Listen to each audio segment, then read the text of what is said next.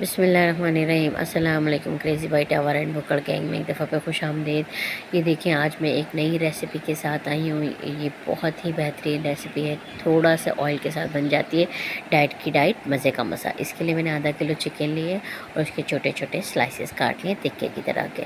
پھر میں نے ایک پاؤ دہی لیا ہے، 4 یا 5 میں نے سفید مرچیں لی ہیں، 8-10 کالی مرچیں لی ہیں، لہسن لیا ہے، ادرک لیا ہے اور 2 میں ہری مرچیں لوں گی اس کے اندر۔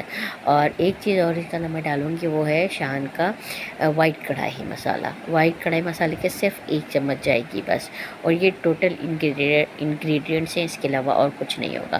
یہ میں نے آدھا کلو چمچ کے اندر وہ 1 چمچ جو ہے سفید کڑھائی مسالہ ڈال دیا ہے۔ یہ 8-10 چمچ میں دہی کے ڈال دوں گی، اور باقی جو کالی مرچیں، سفید مرچیں، لہسن، ادرک اور ہری مرچیں تھیں 2 عدد، ان سب کو میں گرائنڈ کر لوں گی اچھی طرح سے، ٹھیک ہے نا۔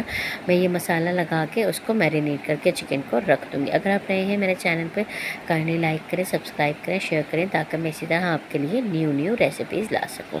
اب یہ دیکھیں، یہ وہی مسالہ میں نے اس کے اندر شامل کر دیا ہے، لہسن، ادرک، کالی مرچیں، سفید مرچیں اور 2 ہری مرچیں، وہ میں نے پیس کے، اور دہی اور چکن جو میں نے مسالہ لگایا تھا اس کے اندر اس کو شامل کر دیا ہے، ٹھیک ہے۔ اب یہ میں کیا کروں گی، کچھ نہیں کرنا، میں نے دیکھیں تھوڑا سا آئل لیا ہے، تقریباً 2 چمچ میں نے کھانے کے ٹیبل اسپون کی بات ہو رہی ہے، ٹھیک ہے، وہ میں نے آئل لیا ہے۔ آئل لے کے اور اب میں کیا کروں گی، اور جیسے ہی تھوڑا سا آئل گرم ہو جائے گا، وہ جو میں نے چکن کو مسالہ لگا کے رکھا ہوا ہے، یہ دیکھیں، یہ میں اس کے اندر شامل کر دوں گی، بس دیٹس اٹ۔ اب میں نے اس کو اتنا پکانا ہے کہ چکن گل جائے اور تھوڑا سا اس کا شوربہ باقی رہ جائے۔ یہ دیکھیں، گیس کی پریشانی ہے تو ہم بھی پیٹرومیکس استعمال کر رہے ہیں۔ تو یہ دیکھیں جی، اب میرا یہ مسالہ چکن سب کچھ جا چکا ہے چولہے کے اوپر پکنے کے لیے۔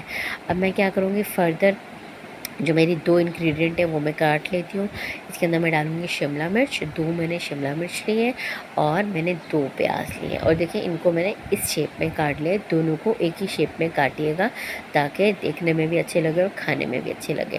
ہم نے ان کو اتنا نہیں پکانا ہے، صرف سوٹے کرنا ہے تاکہ اس کا کلر بھی چینج نہ ہو، ذائقہ بھی آ جائے۔ یہ دیکھیں جی، اب اس اسٹیج پہ تھوڑا سا ہلکا سا شوربہ باقی ہے، میں نے اس کے اندر شملہ مرچیں اور پیاز ڈال دیا، اس کو تھوڑا سا 2 منٹ کے لیے دم دیا، اور یہ دیکھیں گرما گرم دھواں اڑاتا ہوا آپ کا تیار ہے شملہ مرچ چکن پیازا۔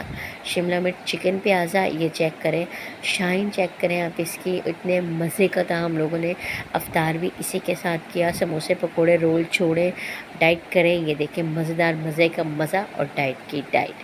آپ بھی اس کو انجوائے کریں اور مجھے بتائیں آپ کو کیسا لگا۔ اگر آپ میرے چینل پہ نئے ہیں تو دیکھ کے گزر مت جائیے گا، لائک کیجئے، سبسکرائب کیجئے، شیئر کیجئے اور میری حوصلہ افزائی کرتے رہیے۔ تھینک یو سو مچ۔ یہ دیکھیں کتنے مزیدار ہے، یہ چیک کریں ذرا، آپ اس کا کلر چیک کریں، نہ شملہ مرچ کا کلر خراب ہوا ہے، نہ پیاز، اور نہ انہوں نے پانی چھوڑا ہے، نہ وہ بالکل ایسے ہی پکائیں اور انجوائے کریں۔ دیکھیں کلر بھی چینج نہیں ہو اور مزہ بھی باقی رہے۔ تھینک یو سو مچ، اللہ حافظ۔